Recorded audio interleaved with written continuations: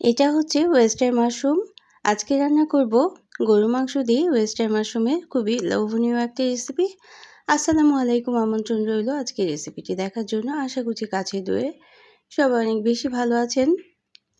তো এইভাবে করে কে কে রান্না করেন জানাতে পারেন, এবং রান্নাটা যদি ভালো লাগে তাহলে লাইক কমেন্ট শেয়ার করে এবং চ্যানেলটাকে সাবস্ক্রাইব করে সাথে থাকতে পারেন। এখানে ওয়েস্টার্ন মাশরুম নিয়ে নিলাম 1 বাটি পরিমাণ। এখানে কিন্তু খুব ময়লা থেকে যায়, এজন্য পরিষ্কার করে ধুয়ে নিতে হবে, পানি পাল্টে কয়েকবার ধুয়ে নিতে হবে। তবে এই ওয়েস্টার্ন মাশরুমটা খুবই নরম ধরনের থাকে, এজন্য খুব সাবধানে ধুয়ে নিতে হবে যাতে ভেঙে না যায়, এটা খেয়াল করতে হবে। তো পানি পাল্টে ধুয়ে নেওয়ার পর আমরা রান্নাটা শুরু করব এবং ছোট করে কেটে নেব প্রথমে। তো এটা বাজার থেকে কেনা মাশরুম, চাইলে কিন্তু ক্যানে যে পাওয়া যায় মাশরুমটা সেটা দিয়েও তৈরি করে নিতে পারেন। তো এভাবে করে পানিটা পাল্টে ধুয়ে নিতে হবে, আলতো করে ধুয়ে নিতে হবে যাতে ধোয়ার সময় ভেঙে না যায়, এটা খেয়াল করতে হবে।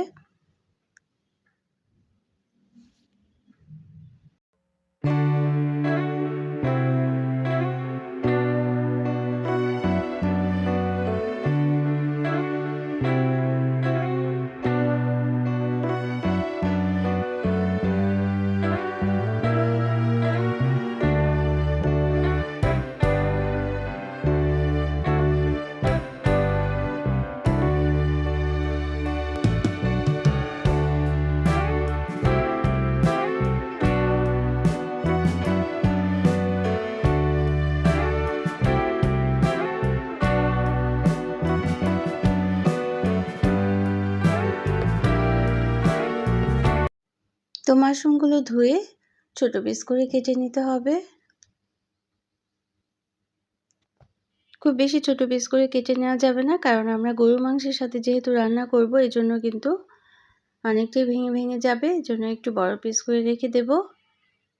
আর যদি শুধু এভাবে করে রান্না করা হয় তাহলে কিন্তু আরও বড় পিস করেও ছোট পিস করেও কেটে নেওয়া যেতে পারে। অনেক সময় পেঁয়াজ দিয়ে ভুনা করা হয়, যে কোনো সবজি ক্যাপসিকাম কিংবা গাজর ফুলকপি দিয়েও রান্না করে নেওয়া যায়, অথবা চিকেন দিয়েও রান্না করে নেওয়া যায়।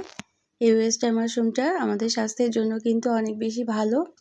এটার মধ্যে ওমেগা 3 ফ্যাটি অ্যাসিড আছে, যা আমাদের রোগ প্রতিরোধ ক্ষমতা তৈরি করতে সাহায্য করে, ক্যান্সার প্রতিরোধে সাহায্য করে এবং যে কোনো রোগ সহজে সারাতে অনেক বেশি সাহায্য করে থাকে। এজন্য কিন্তু আমাদের মাঝে মাঝে মাশরুম খাওয়া উচিত। আর যদি মজাদার করে রান্না করা হয় তাহলে তো এটা খাওয়া যেতেই পারে। প্রতিদিন একই ধরনের সবজি খেতে ভালো না লাগলে এরকম কিন্তু মাশরুম রান্না করে খেয়ে নিতে পারেন। তো আমি যে গরুর মাংসটা নিয়েছি এটাও কিন্তু খুব ছোট পিস করে কেটে নিয়েছি। তো এখন রান্নাটা শুরু করার জন্য প্রথমে আমি আদা কুচি দিয়ে দেব।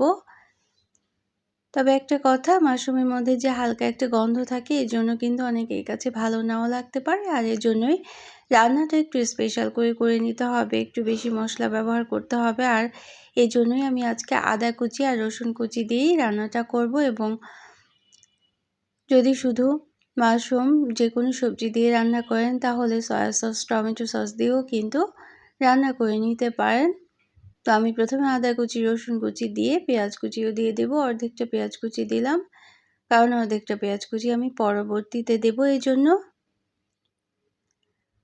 তো এখন 3টা মশলা খুব হালকা লাল করে ভেজে নেওয়ার পর হলুদের গুঁড়ো, শুকনো মরিচের গুঁড়ো, ধনে গুঁড়ো এবং জিরে গুঁড়ো, এই 4টা মশলা আধা চা চামচ করে আমি দিয়ে দেব। তারপর অল্প পানি দিয়ে মশলাটা কষিয়ে নেব। মশলা কষিয়ে নেওয়ার পর গরুর মাংসটাও দিয়ে দেব। তো গরুর মাংসটা রান্না হতে কিন্তু একটু সময় লাগে আমরা জানি, এজন্য প্রথমে আমি ভুনা করে নেব মশলার মধ্যে মাংসটা, কিছুটা সময় নেড়ে দারচিনি এলাচ গুঁড়ো দিয়ে দেব, আর আধা চা চামচ গরম মশলা গুঁড়োটাও দিয়ে দিলাম।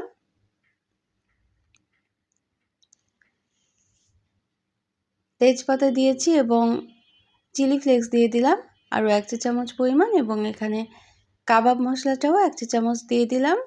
তো এই সব ধরনের মশলা দিয়ে এখন কিছুটা সময় নেড়ে কষিয়ে নিতে হবে গরুর মাংসটা প্রথমে।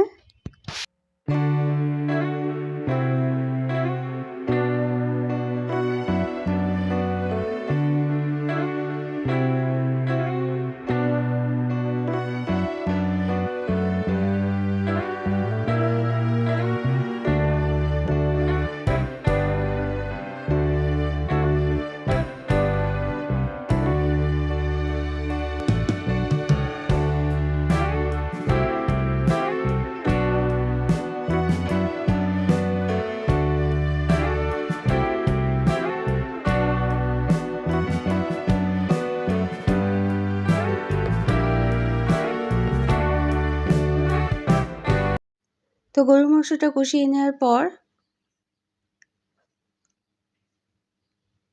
পানি দিয়ে দিয়েছিলাম, আধা কাপ পানি দিয়ে এটা ঢেকে রেখেছি এবং ঢেকে রেখে সিদ্ধ করে নিয়েছি এবং খুব সুন্দরভাবে গরুর মাংসটা কিন্তু কুক হয়ে গিয়েছে।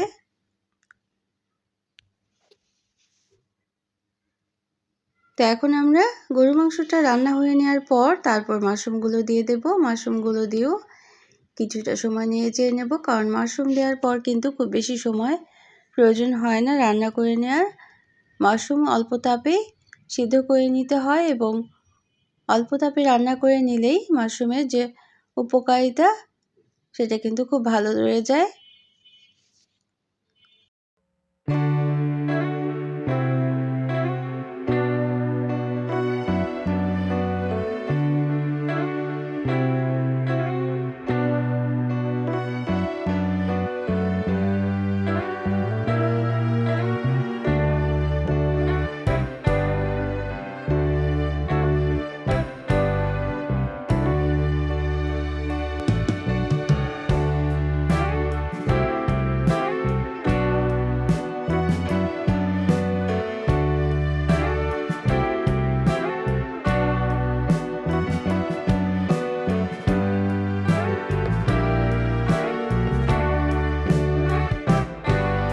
তো মাশরুম দেওয়ার পরও আমি আরও কোয়ার্টার কাপ পরিমাণ পানি দিয়েছিলাম এবং ঢেকে রেখেছিলাম প্রায় 10 মিনিটের মতো।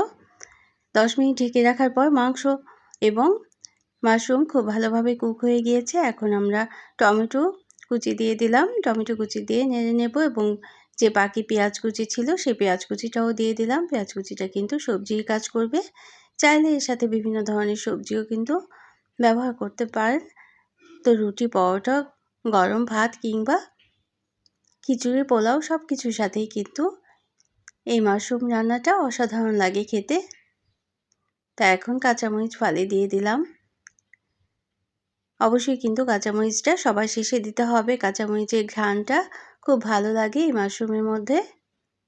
তো এই পর্যন্ত যারা দেখলেন একটা লাইক দিতে ভুলে গিয়েছেন, অবশ্যই একটা লাইক দিয়ে দিতে পারেন।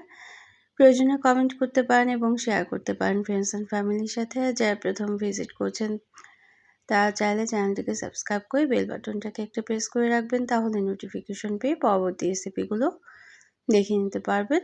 তো আমি এভাবে ভুনা ভুনা করে রান্না করে নেব।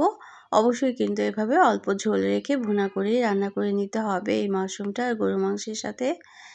আর যদি বেশি ঝোল করে রান্না করে নেন তাহলে কিন্তু খেতে ভালো লাগবে না। তো পেঁয়াজ কুচি দেওয়ার পর আরও কিছুটা সময় নেড়ে চেড়ে নেব।